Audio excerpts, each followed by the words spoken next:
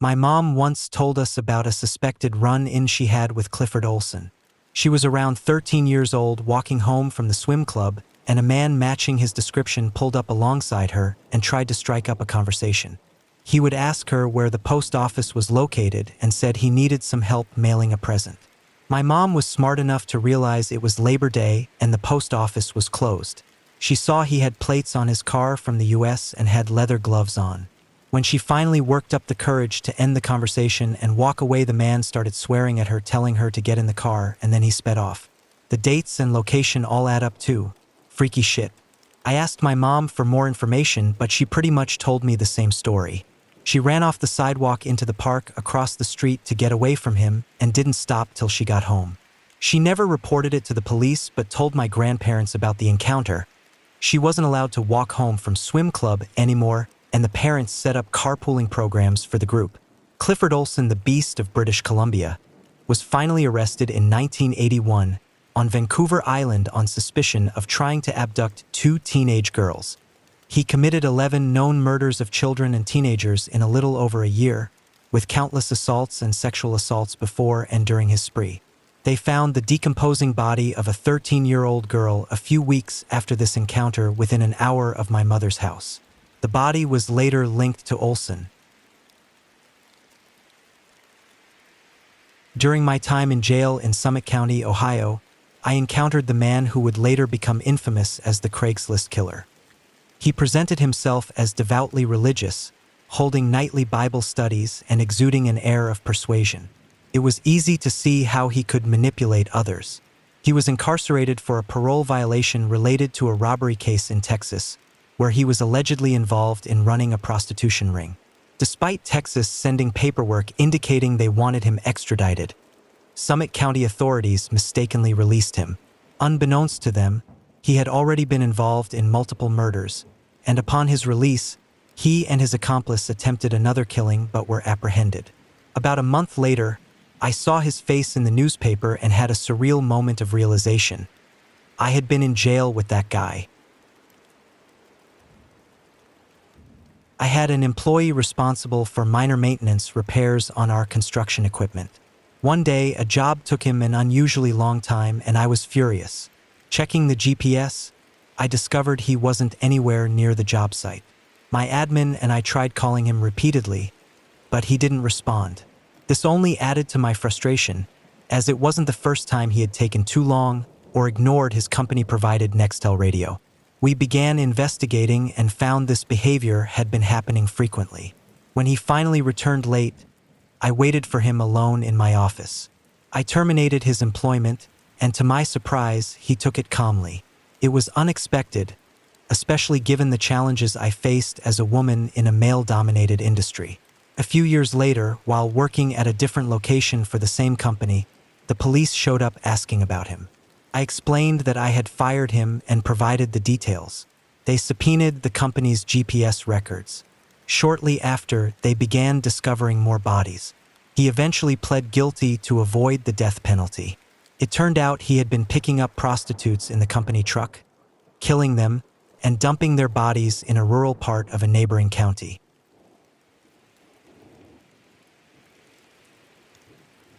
Robert Lee Yates was an Army pilot flying OH-58s, while I flew UH-1s in the same battalion but different company at Fort Drum, New York. Once a year, we were sent to Pennsylvania to fly helicopter simulators to maintain our instrument ratings. We would carpool in a single vehicle for these trips. Bob had a van with shag carpet in the back, and he would drive about 5 of us during those trips.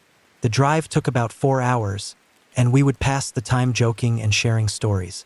As a relatively new pilot, I enjoyed listening to the veteran pilots' war stories. Bob, a CW-3 at the time, was a bit odd but nothing particularly concerning. 18 years later, I saw him on TV being charged with multiple killings of prostitutes across several states. He had used both a Corvette and a van for the murders. Yes, it was that same van. My dad told me about his time in the Army. He joined near the end of the Vietnam War, so he was sent to Korea. He was a UH-1 mechanic and often hung out with Huey pilots and mechanics returning from Vietnam. There was one Native American guy, possibly Apache, who had flown combat missions over multiple tours in Vietnam and loved it. I can't recall his name, but I'll ask my dad next time I see him.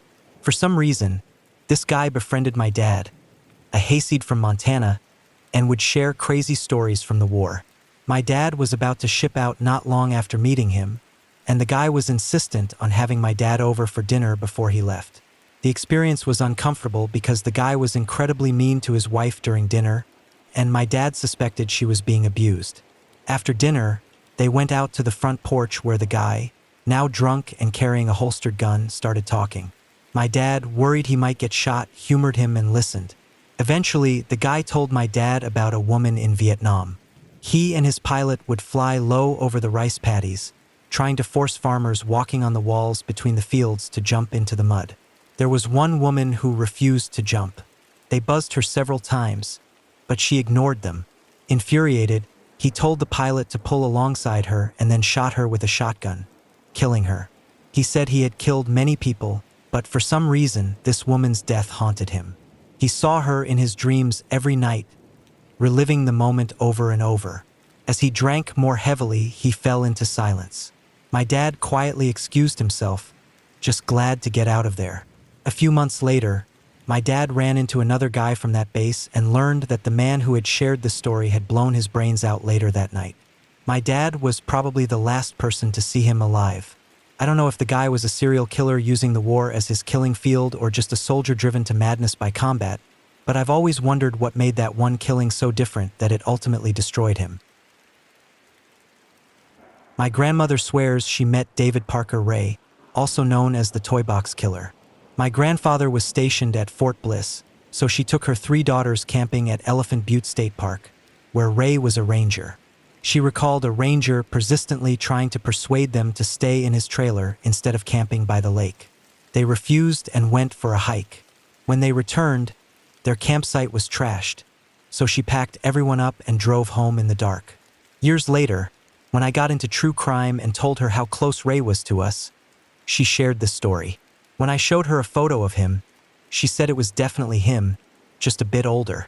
Although it wasn't his usual MO, this happened in the mid-70s, and no one is exactly sure how long he had been killing.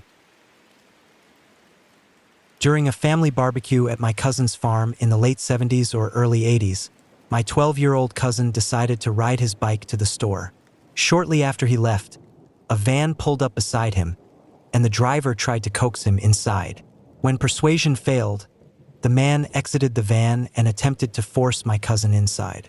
But he fought back fiercely, kicking and screaming, refusing to comply in every possible way. A passing car witnessed the struggle and stopped, which likely startled the van driver. Sensing the danger, the man hastily returned to his van and drove off. My uncle, who is a member of the RCMP, had heard the commotion and immediately sprang into action. He raced to the scene to investigate. Managing to catch up to the van, he apprehended the driver for attempted kidnapping. Unfortunately, the charge didn't hold, and the man, Clifford Robert Olson, was eventually released. We suspect that my cousin might have been one of Olson's early targets. Growing up in a small town in North Wales, UK, I never imagined we'd have our own cinema. So when an out-of-towner reopened the local cinema that had been closed for 15 years, it felt like a miracle to us kids. Finally, we had some entertainment in our rural area. During one visit to the cinema, I had to use the restroom in the middle of a film. I left the theater, walked through the foyer, and entered the toilet area. To my dismay, there was no toilet paper. I nervously returned to the foyer and approached the cinema owner to ask for some. Despite my shyness, he was incredibly kind and friendly, handing me the toilet paper and engaging me in conversation about the film. I remember feeling so happy that we finally had a cinema in town. A few weeks later, the friendly cinema owner made headlines on the front pages of every newspaper. It was Peter Moore. When I was young, my parents shared an unsettling encounter my father had with Ted Bundy. One day, as my father was entering my mom's workplace, Bundy was leaving. They exchanged pleasantries, and Bundy even shook my father's hand. He mentioned he was working for a farmer in a town about 20 miles away. However, something about Bundy struck my father as odd. His long wool coat and unnaturally smooth hands didn't fit the image of a farm worker. This encounter took place during a time when there were warnings in the 70s about Bundy possibly being in the area, given our proximity to Colorado. It was an intriguing story. Fast forward to when I was almost 40, I attended a friend's birthday party, and afterward we went to her house for some homemade food. As we chatted, she mentioned her days as a criminal justice student and how she had written her thesis on Ted Bundy. To my surprise, she revealed that some of her research came from police reports about Bundy's attack on my mom. This revelation prompted me to confront my parents about it. It turned out that my mom worked at a Montgomery Ward store back then and was alone on the day of the incident. Bundy entered the store, grabbed her, and dragged her to a back room, where he pinned her to the ground. My mom fought back fiercely, kicking and hitting him with all her might, desperately fighting for her life. After a tense struggle, Bundy abruptly got up, pointed at her, and chillingly remarked that he would return after lunch to finish what he started. As he left, he crossed paths with my father, who was arriving. Worried for my mom's safety, my father, accompanied by the local sheriff, scoured several restaurants in search of Bundy, but to no avail. Even today, my father can't bear to watch documentaries about Bundy, as they often feature him wearing that same wool coat and sporting the same smug smile. My parents shielded us children from the disturbing reality that evil could lurk so close to home. My uncle had a chilling encounter with John Wayne Gacy back in the 70s. Despite knowing hitchhiking wasn't safe, he accepted a ride from Gacy. At some point during the ride, my uncle got a bad vibe and decided to bail out at a red light. It was a decision that likely saved his life. When Gacy was eventually arrested, my uncle connected the dots. Just 16 years old at the time, my uncle found himself hitchhiking home. A man pulled over and offered him a ride. But as they drove along, the man's behavior turned increasingly unsettling. He made eerie propositions, suggesting they go to the airport and fly anywhere my uncle desired. Sensing danger, my uncle waited for the right moment, unlocked the door, and jumped out at the next red light, sprinting away. The man pursued him briefly, but my uncle managed to lose him by darting through alleys and side streets. Upon returning home, my grandma noticed something was amiss and probed my uncle about what had happened. Reluctantly, he confessed to hitchhiking and recounted the man's disturbing behavior. Reacting swiftly, my grandma armed herself with a baseball bat, and together they scoured the town in search of the man. Unfortunately, they didn't find him. Not long after, however, news of Gacy's arrest broke, confirming their worst fears. My mom even witnessed the aftermath, biking over to watch as authorities removed bodies from a location just down the block. During my time at university, I worked at a cafe in a local shopping center. Among our regular customers was a mother and son duo who frequented our place for breakfast most mornings. The mother was always pleasant and friendly, but there was something about the son that seemed a bit off. Nothing too glaring, just a noticeable lack of engagement in conversation. One day, the son came in alone and had his breakfast. The following day, his face was plastered all over the news. He had just been arrested for the shocking crime of murdering his own mother. It was a devastating revelation. The son, despite being of adult age, reportedly suffered from paranoid schizophrenia, and his mother was his primary caregiver.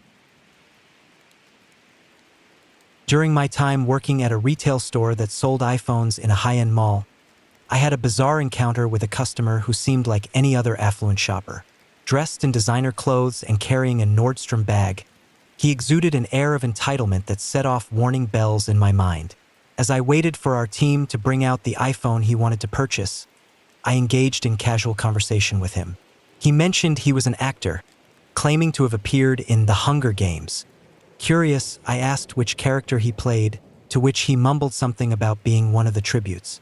Our conversation took an uncomfortable turn when he asked about my relationship status. Upon learning that I was engaged, he visibly bristled with annoyance. His attitude became increasingly arrogant, and his unsettling stares intensified once he removed his sunglasses.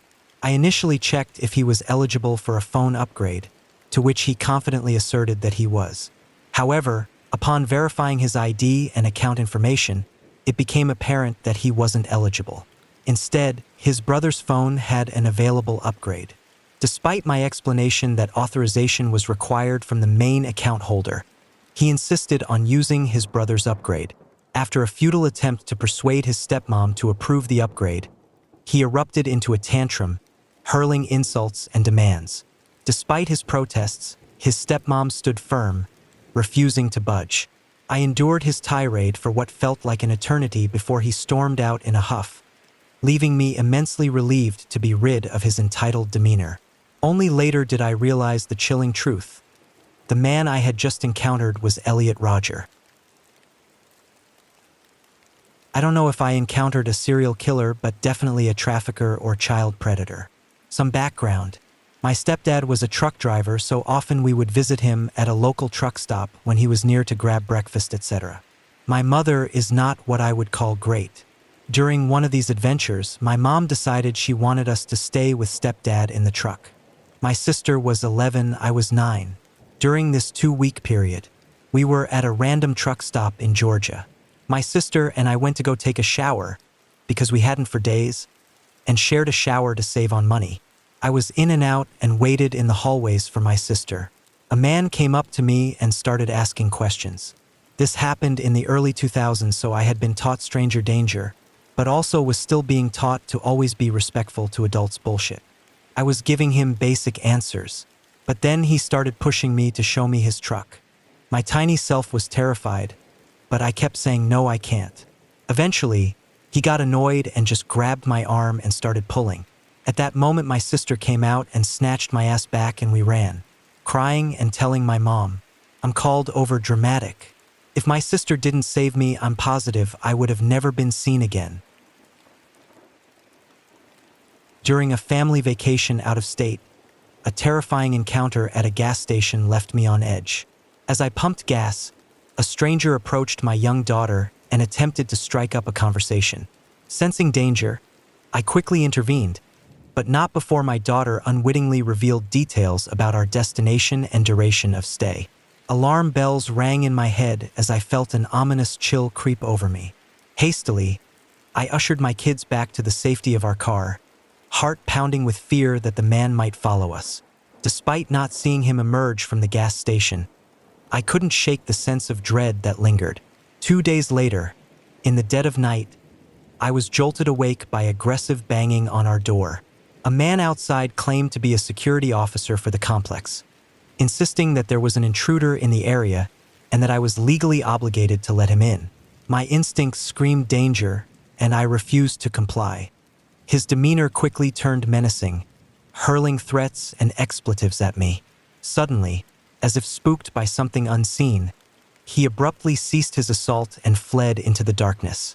It was then that I caught a glimpse of his face in the moonlight. It was the same man from the gas station, a chilling confirmation of my worst fears. Despite efforts by the complex's actual security team to locate him, the man eluded capture. It was later discovered that he had gained access through a broken gate near the condo.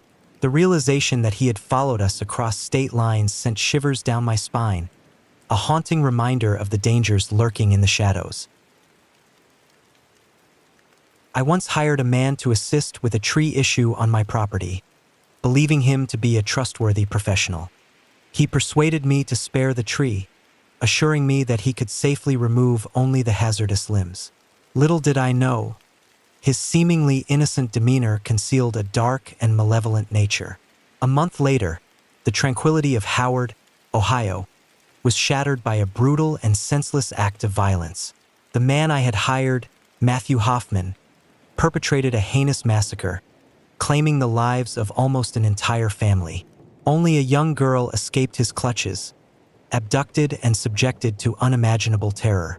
Hoffman's depravity knew no bounds. He callously disposed of the bodies of the mother, her friend, and her son, concealing them within the hollow of towering trees using his expertise in arborist climbing equipment.